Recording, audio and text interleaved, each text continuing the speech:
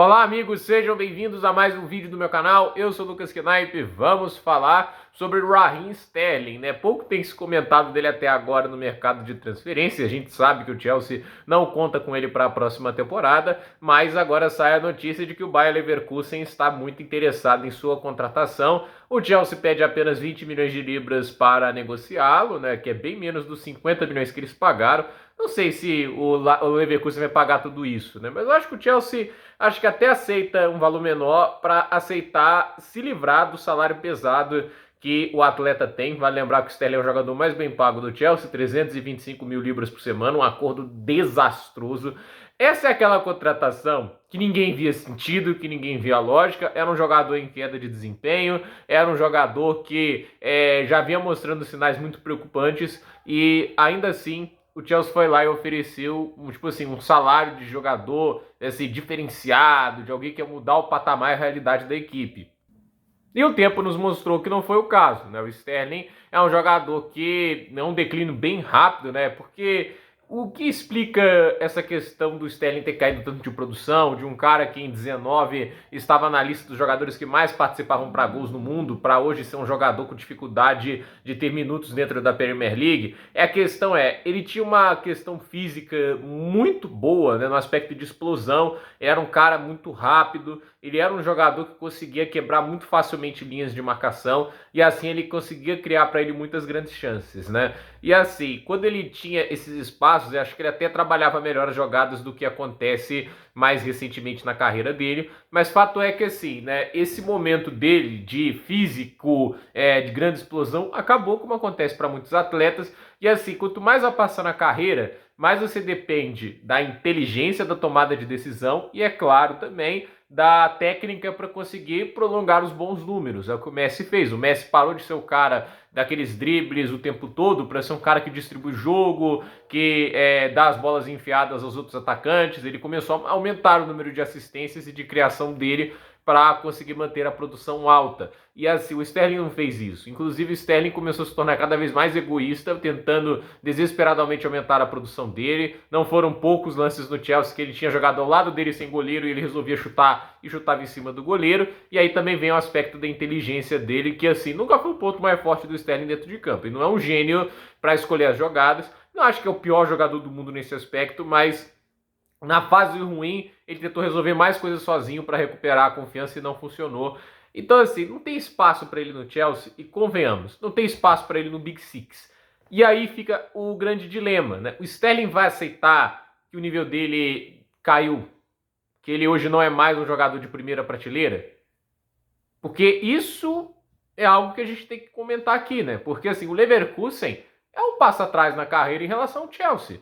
O Leverkusen não vai ser candidato a título da Bundesliga nessa próxima temporada, acho muito complicado que o Erik ten Hag consiga fazer um grande trabalho tático, sem Frimpong, sem Florian Wirtz, ele consiga levar esse time ao mesmo nível de desempenho que o Xabi Alonso levou há 2 anos, um ano atrás, né, melhor dizendo, né, porque nessa temporada agora o Xabi Alonso não lutou pelo título direito, o Bayern foi campeão com tranquilidade e sem ser ameaçado. E assim, o time acabou de perder o seu melhor jogador e perde um lateral, e no caso um ala, né, porque jogava em 3 zagueiros, de uma qualidade difícil de se repor. E aí a questão o time vai estar mais fraco. Teoricamente, um técnico que tem muito se provar, porque vem de um trabalho bem fraco lá no Manchester United, né? O time vai estar na Champions, é candidato a ficar ali no top 4, tem elenco para isso ainda, mas a verdade ele vai aceitar isso? Ele não tá indo pro Bayern, ele não tá indo pro protagonista da Alemanha, ele tá indo para um time coadjuvante de luxo, que no encaixe certo pode ser protagonista. E aí a questão lá a tendência é que ele tenha tempo de jogo. Lá, a tendência é que ele consiga jogar mais tempo, até porque eu acredito que a primeira mudança que vai acontecer no elenco trabalhar com laterais, um zagueiro a menos, vai colocar um 4-3-3 ou 4-2-3-1 e vai se exigir um ponto de esquerda e talvez esse seja a função do Sterling dentro da equipe. Mas a questão ele aceita isso? Porque ir para o Leverkusen não é aspecto apenas competitivo que cai. Tem um aspecto salarial, ele não vai receber 325 mil libras. E a meu ver, ele só recebe esse dinheiro de 2 maneiras. Ou indo para a Arábia Saudita, que eu não acredito que ele vai fazer ainda. Eu acho que ele ainda deve mirar no futebol de seleção inglês. E a melhor maneira disso é se manter em evidência dentro da Europa.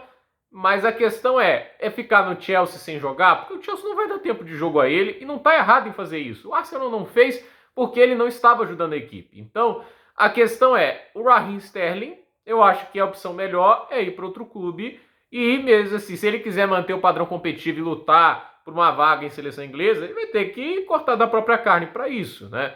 E assim, é um jogador que a verdade é, né? Hoje o Chelsea não tem obrigação nenhuma de colocar, até porque tá pensando grande, né? Tipo, em quem sabe ficar mais próximo dos líderes da Premier League. E eles não vão se dar o luxo de colocar um jogador que tá longe do auge e que, sinceramente, hoje tem muito mais dúvidas do que certezas. Mas para um time como o Leverkusen, vale a pena arriscar, desde que o salário, obviamente, abaixe e, obviamente, ali o Ten Hag consiga extrair o melhor dele. E para o Leverkusen é aquele negócio, por mais que eles tenham arrecadado uma fortuna do Liverpool, né? Porque o Liverpool comprou 2 jogadores deles, né? O Frimpong e o Florian Wirtz, né? Eles têm muito dinheiro para investir, mas eles vão investir no elenco em geral. E eles não têm meio que a liberdade de contratar uma super estrela. O Leverkusen, por mais que seja uma equipe que tenha sua relevância no futebol alemão e até mesmo europeu, ele tem, obviamente, as suas limitações. E eu acho que investir no elenco como um todo é mais inteligente, né? Então, a ver o que acontece, a ver se Raheem Sterling aceita uma mudança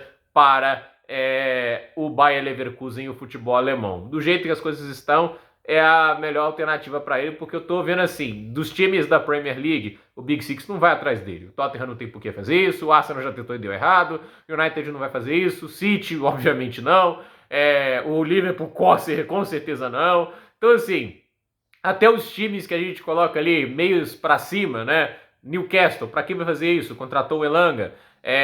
O Aston Villa, também para quê? O time já vai possivelmente ali usar o Morgan Rodgers mais uma temporada. Então, assim, a solução é ir para outro time, né? No outro país. Mas os grandes times não vão atrás dele. PSG não vai, Real Madrid não vai, Barcelona não vai. O Barcelona já foi atrás do Rashford, até porque ele levanta bem menos dúvidas que o Sterling. E o Atlético de Madrid não vai. Resta campeonato alemão e italiano. E me parece que na Itália ninguém quis arriscar nele, e pelo visto o time que arrisca no momento é o Leverkusen. Então, gente, por esse vídeo é isso, nos comentários, deixe seu like, se inscreva no canal, compartilhe esse vídeo e até o próximo vídeo.